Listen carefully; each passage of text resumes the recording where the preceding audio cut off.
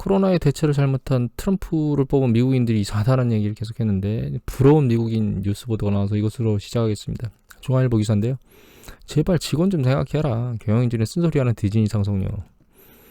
아비게일 참 대단하시죠. 코로나19 직원이 코로나19로 이제 디즈니에서 직원을 해고하니까 야, 나 같은 사람한테 세금을 더 걷어 이렇게 얘기에 청원을 했답니다. 야, 우리나라에서 이런 사람 있을까요?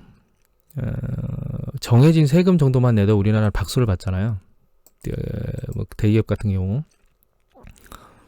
그럼 다행이에요. 안 내려고 온갖 수단과 방법을 해서 작당질을 하는 그런 기업들도 태반이죠. 참 안타깝습니다. 이게 아마 미국의 힘이 아닌가 그런 생각을 합니다. 이 기사는 아이고 이거 삼성전자가 바로 뒤에 나오네요. 서울경제입니다. 흔들리는 인텔 제국, 한숨지는 삼성전자인데 이거는 뭐냐면요. 인텔이 7나노 공정 칩을 새로 생산해가지고 이제 신제품 내놔야 되는데 이게 늦어진다는 거예요. 이게 왜 삼성전자한테 악재냐면 서버용 CPU하고 그러니까 서버용 PC하고요. 그 다음에 이제 일반 PC 이 CPU 인텔이 굉장히 많은데 신제품을 내놓으면 서버 교체나 개인의 PC 교체들이 많이 일어나잖아요. 그러면 그때 이제 거기에 들어가는 이제 D램이나 낸드 플래시가 매출이 늘어날 건데 그 삼성전자가 세계 1위인데 인텔이 출고를 놓치면 삼성전자도 매출 늘어나는 게 뒤로 밀리겠죠. 없어지는 건 아니고 그래서 단기적인 그 악재다. 이 부분에 대해서는 D램 반도체에서는 이렇게 생각을 하시라고 그러니까 그 관련이 있거나 삼성전자를 가지고 계시거나 투자에 대한 판단을 내리시는 것에 대해서 다만 이게 꼭 악재는 아니에요. 조정이 크면 향후에 이 그 혜택이 돌아오겠구나라고 생각을 할 수도 있겠죠. 그래서 이게 꼭 악재라고 볼 수는 없고 단기 악재, 장기론 악재가 아니다. 회복된다. 그다음에 KBS는 이 미 백악관이 중국 공산당 보복만 하지 말고 해로운 행위를 중단하라고 기사가 나왔는데 미국이 중국 대사관을 하나 폐쇄시켰죠. 그랬더니 중국도 미국 대사관 하나 폐쇄하겠다고 했거든요. 그거에 대해서는 보복하지 말라고 얘기가 나왔는데 중국 공산당이 사실 시진핑 1인 체제를 완전히 그 법안이든가 하여튼 통과시켜서 만들어 놓은 상태인데 그런 1인 집권 공산당 체제가 되면서 예전에는 이제 세계파가 돌아가면서 했는데 그렇게 되면서 사실 완전히 독재로 가고 있는 거거든요.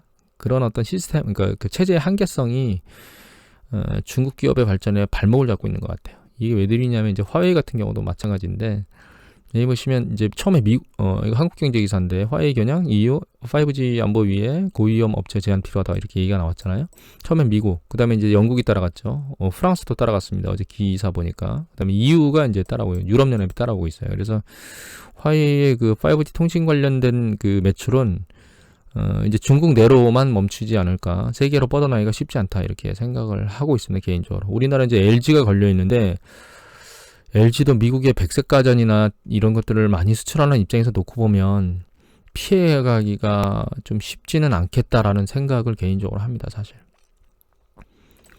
중국 상해 지수를 잠깐 보면요. 그래서 이제 어제 되게 한번 뒤통수 맞았습니다. 미국하고 분쟁, 대사관 분쟁이 터지면서. 근데 여기 보시면 이제 바닥 여기 저점, 직전 내려왔던 저점을 건드렸는데 저는 얘가 여기서 끝이 아니고요. 출발점까지 다시 돌아오지 않을까 이렇게 생각합니다. 이력이 화려하거든요. 얘는 과거에 급등 급락 화려해. 그래서 그리고 지금은 기초 토대가 안 좋거든요. 또 경제 시스템 기초 토대가 안 좋기 때문에 이거 버티기가 쉽지 않을 거다 이렇게 생각합니다. 이번에 주식시장에 충격을 줬던 게 이거죠. 미국의 신규 실업수당 청구 건수가 원래는 130만 건, 137만 건이었는데 전주에 그게 140만 건으로 늘어버렸잖아요. 그래서 시장에 충격을 줬고 그런데 이제 어제 금요일날 목요일날 발표됐고 신규 실업수당 건수는 어제 이제 오늘 어제 이렇게 넘어가면서 어제 오늘 이제 넘어오면서죠. 그러니까 유럽에 여기 보면 제조업하고 서비스업의 그 석보치 PMI가 나왔거든요. 그런데 보시면 예상치보다 높게 나왔어요. 특히 서비스 같은 경우 굉장히 높게 나왔거든요. 그럼에도 불구하고 시장은 유럽 시장은 여기 보시면 하락해서 1% 넘게 거의 여기 보시면 뭐 2% 가까이 독일 같은 경우는 2% 넘게 하락했거든요. 이렇게 움직였어요. 미국 시장도 전날 많이 빠졌고 다 나스닥 같은 경우에 그리고 오늘 좀 상대적으로 덜 빠졌는데 근데 우리나라는 그런 거 보면 잘 버티고 있잖아요. 근데 이게 긍정적이라고만 보시면 안 됩니다. 이게 버티는 게 기관이 버텨주는 거냐 개인이 버텨주는 거냐에 따라서 다를 수가 있고 한순간에 부러질 수 있다는 걸 사실 항상 머릿속에 생각하고 계셔야 됩니다.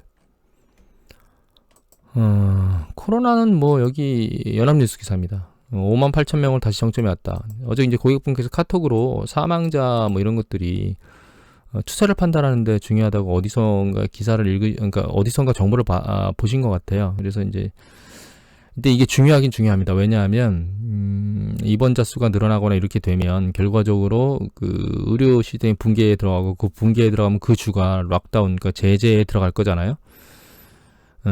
근데 문제는 이게 그러니까 그 판단할 수 있는 어떤 중요한 요건은 될 수 있지만 이게 정확한 키는 아니라고 생각하셔야 돼요.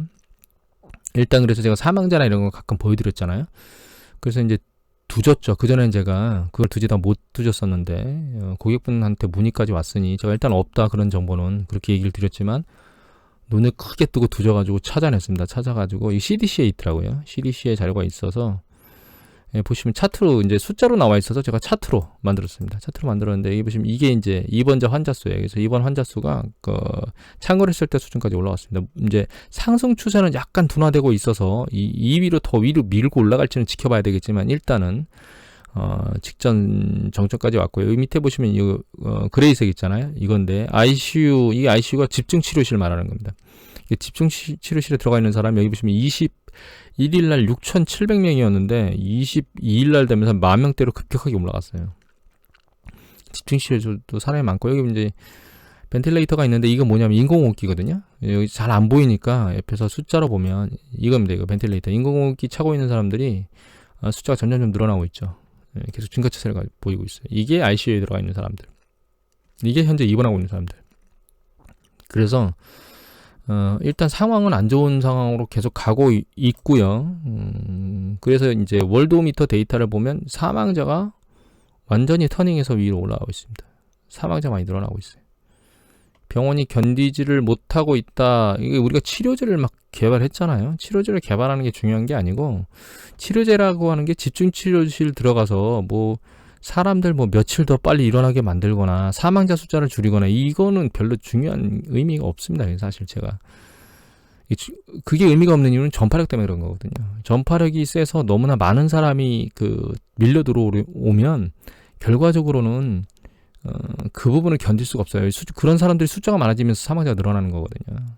그래서 여기 보면 이렇게 신규 확진자 수가 그나마 이제 긍정적인 게 보면 7일 이동평균선이 옆으로 섰습니다. 그러니까 증가 추세가 둔화되고, 그러니까 일단 멈췄다는 거죠. 상황은 더 지켜봐야 되겠지만, 근데 이 트럼프가 정신 차렸잖아요. 마스크 써라. 그다음에 이제 대규모 유세도 안 한다. 이렇게 바뀌어서 일단 국민들이 어떻게 반응할지는 지켜봐야 되겠는데 또 그것도 보여드렸죠. 나이아가라 폭포 가는데 꽉꽉 차가지고 가는 거. 그러니까 이 추세가 꼭 멈췄는지 안 멈췄는지는 상황을 좀 지켜봐야 될 것 같아요. 그래서 뉴스핀 기사가 나왔는데 이 뉴스핀에 보시면 팬데믹 미환자가 408만 명, 확진자 사망자 기록적으로 증가하고 있다고 돼 있죠. 그래서 여기 보시면 플로리다, 텍사스, 애리조나, 캘리포니아 등에서는 수주째 코로나19 감염과 사망자 기록적으로 증가하고 있어요. 그래서 플로리다, 텍사스, 캘리포니아 특히 여기는 사망률이 높아지면서 세기 뉴욕이 되고 있답니다. 코로나가 사태 초기에 뉴욕에서는 폭발적으로 늘어나는데 확진자와 사망자로 인해医療 시스템이 사실 붕괴될 정도까지 왔었잖아요. 그래서 여기 보면 이런 악화되고 있는 지역은 셧다운을 해야 된다고 얘기하고 있습니다. 지금. 그러니까 최소한 미국 전역은 아니지만 플로리다나 텍사스, 캘리포니아 이런 지역들은 사람들을 완전히 뉴욕처럼 봉쇄 시스템까지 가야만 잠잠하게 잡을 수 있도록 된다라는 생각을 하고 있다는 거예요. 이 파우치 소장은. 그러면 경제에 영향을 당연히 미치겠죠. 경제 영향뿐만 아니라 심리적인 영향도 미치게 됩니다. 주변에 있는 사람들한테. 주변주도 마찬가지고. 그래서 향후의 하반기 경제는 우리가 락다운 이후에 다시 재개되면서 눈으로 봤던 그런 축포는 이제 한동안은 눈에 못 볼 것 같고 경제 지표들이 악화되는 과정. 그래서 투심도 역시 악화되는 과정으로 가지 않을까 이런 생각을 합니다. 백신 개발이나 이런 것들이 이 확진자 수, 그러니까 이게 재봉쇄, 그 다음에 확진자가 늘어나는 이 증가 추세를 누르면서 주식시장을 밀고 올릴지는 모르겠습니다. 그건 봐야 되겠지만 지금 올라온 수준이 과도하다는 점에서 차익을 실현하는 매물들이 최소한 올라가는 거는 못 올라가도록 막을 것 같고요. 상황이 좀 더 심각해지면 차익 실현 물량이 그걸 받쳐주는 매수 물량을 이기고 밑으로 짓누르지 않을까 시장은 그렇게 생각하고 있습니다. 이거는 NMHC 그 우리 월세 내는 거 있잖아요. 다주택 그 임대사업자 거기 그 사이트인데 이 아파트먼트 그러니까 그 아파트 시장 얘네들 컨도미니엄이죠. 컨도미니엄 시장의 이제 추세를 보면 여기 보시면 이게 혼재돼 있어요. 지금 미국 주택 시장이 막 혼재돼 있는데 장기적으로 케이스 실러 지수를 낸 그 실러 교수나 아니면 그 케이스 실러 지수를 발표하는 케이스 로직스인가요? 그 회사는 주택 시장이 내려갈 거라고 가격이 내려갈 거라고 예측을 했고 여기서 보면 이제 주택의 판매 볼륨이나 아니면 그 현재 그 매매의 그 타이트, 그러니까 매매가 굉장히 좋으면 이쪽으로 올라가고요. 그렇지 않으면 밑에 있는 거거든요. 그래서 이제 주택 시장이 이 자료로는 별로 그렇게 좋은 상황이 아니다 이렇게 얘기를 하고 있어요. 그리고 대출, 주택을 구매할 때 이제 대출 관련된 시장도 역시 에쿼티 시장 같은 경우에는 상대적으로 약하고 그나마 이제 대출, 모기지 대출 같은 거죠. 그런 것들을 받는 시장은 좀 좋아졌는데 이거는 긍정적이지만 아직까지 전체 시장을 놓고 보면 주택 시장이 코로나 이전으로는 돌아가지 못하고 있다 이렇게 보이고 있습니다. 마지막으로 이거는 이제 뉴욕 타임즈 기사인데요. 이게 재개된 거하고 그 다음에 재개 중이고 그 다음에 섰고 경제 재개해야 된 걸 그 다음에 다시 거꾸로 뒤집힌 그런 주들을 정리해 놓은 겁니다. 여기 보시면 이제 창궐하고 있는 남부 지역은 거꾸로 강화하고 있는 거죠. 오픈했던 것들을 다시 강화하는 패턴으로 넘어가고 있고 요 윗단은 하는 걸 멈췄어요. 그죠? 그리고 오픈이 된 곳이 이제 중부 내륙하고 북부 쪽, 그 다음에 뉴욕주 쪽 이쪽으로 넘어가면서 되고 있고 이제 그래서 잘 보시면 이제 한쪽 지역으로 이렇게 몰려 있긴 한데 이게 여기 보시면 텍사스, 그죠? 플로리다, LA, 캘리포니아 돼 있잖아요. 이 여파가 이쪽으로 안 넘어가려면 봉쇄를 확실하게 하지 않으면 안 되지 않나 이런 생각을 개인적으로는 하고 있습니다. 그래서 미국 시장이 이쪽에서 먼저 창궐 했다가 지금 이렇게 쓰나미처럼 이렇게 쓸려 내려가고 있어요. 이렇게. 근데 중부 지역이 한번 확 안 쓸렸는데 여기까지만 쓸려버리면 뭐 근데 실제로 이제 사람이 정말 많은 도시는 뭐 뉴욕이나 플로리다나 뭐 캘리포니아 이렇게 다 싹 쓸렸거든요. LA나. 그래서 결과적으로는 미국의 경제 충격을 많이 줄 수밖에 없다 이렇게 생각을 하고 있습니다. 예전에 그것도 보여드렸잖아요. 대응. 그러니까 뭔가 추적 검사를 할 수 있는 대응 체제들이 상당히 미비한 곳이 많았었는데 지금은 이미 뭐 추적은 할 수 없는 상황으로 가 있는 것 같고요. 결과적으로는 뭐 추적 검사나 이런 문제가 아니고 사람을 못 다니도록 막는 것? 그 막는 것이 없으면 결과적으로 해결할 수 없는 그런 상황으로 가 있는 게 아닌가 생각합니다. 우리가 락다운 때문에 충격을 받고 그 뒤에 오픈 때문에 주시장이 날아가는 걸 눈으로 쳐다봤는데 하반기의 주시장은 우리가 전반기에 생각했던 그런 시장의 모습을 다시 보이지 않을까 이렇게 생각하고 있습니다. 오늘 이것으로 마치도록 하겠습니다. 감사합니다.